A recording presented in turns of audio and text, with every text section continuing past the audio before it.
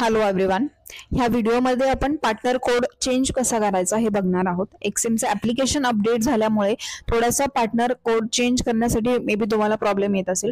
So जो partner code तुम्हाला तुमच्या व्हॉट्सअप ग्रुपवर किंवा टेलिग्राम चॅनलवर मिळालेला आहे त्या पार्टनर कोडला तुम्हाला इथे मेन्शन करायचं आहे. आता मी तुम्हाला दाखवते. इथे हे जे रिअल लिहिलेलं आहे अकाउंट्स माय अकाउंट्स मध्ये आपण आलो.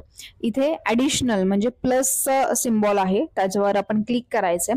रिअल अकाउंट वर क्लिक करायचंय. आपण रिअल अकाउंट वर क्लिक केल्यानंतर MT5 कंटिन्यू करू.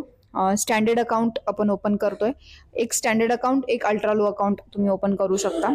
कंटिन्यू करू. लिव्हरेज इथे 1:1000 ॲज इट इज ठेवा.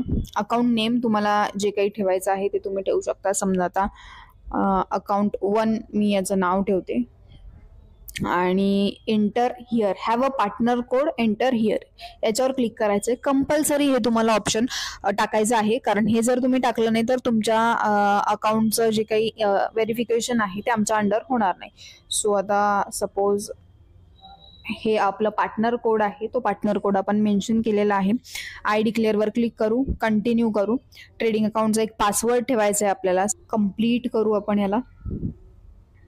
कंप्लीट केल्यानंतर आपला पार्टनर कोड आता चेंज झालेला आहे आणि आता तुम्हाला व्हेरिफिकेशनसाठी टीमला अकाउंट नंबर द्यायचा असेल अकाउंट ID द्यायचा असेल तर त्यासाठी अगेन इथे क्लिक करा आणि इथे हे जे काही तुम्हाला दिसतंय इक्विटी आणि त्याच्या खाली हॅशटॅग मध्ये जो नंबर आहे तो तुमचा MT5चा ID आहे.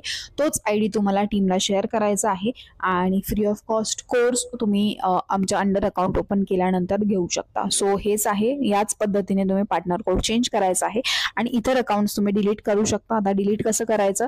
समजा आता हे अल्ट्रा लो आहे ते मला डिलीट करायचंय.